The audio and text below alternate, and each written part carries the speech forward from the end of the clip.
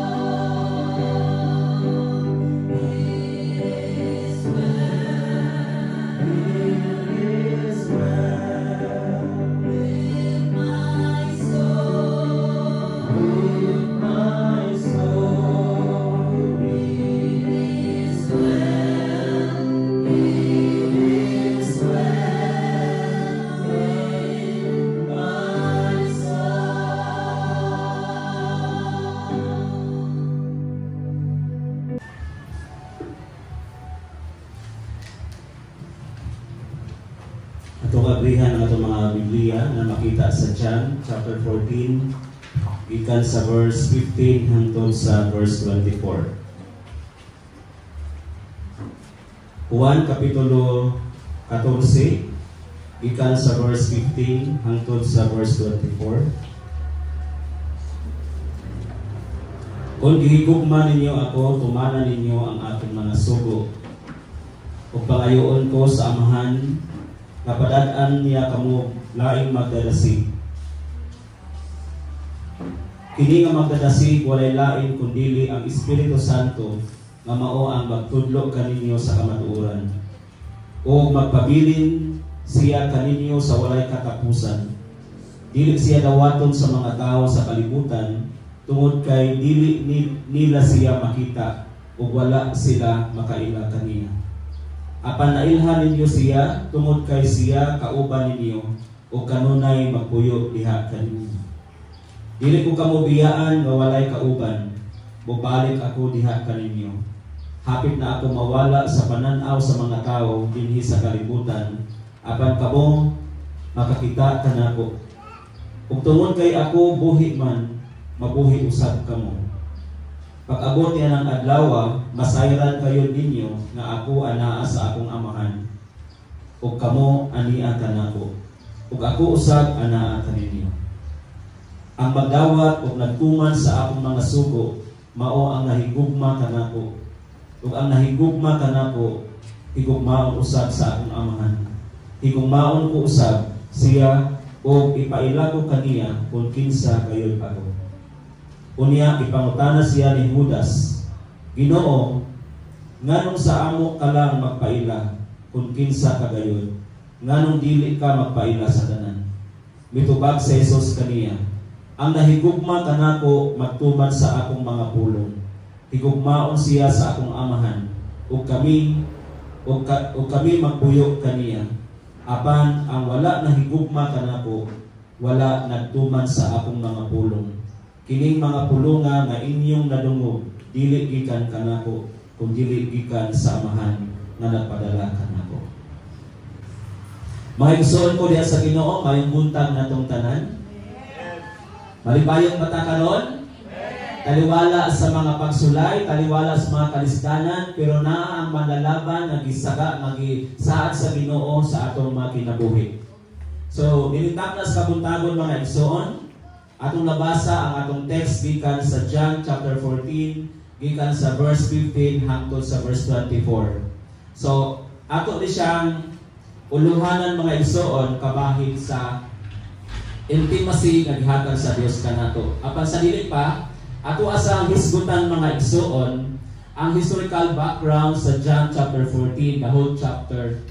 Kay kung atong basahon lamang ang tinipik or pintik-pintik nga pagbasa sa pulong sa Ginoo sa mga bersikulo, di nato masabtan sa higpit. Apan unsa man gyud ang real scenario sa conversation between the disciples and the Messiah nga mao si Jesus Christ.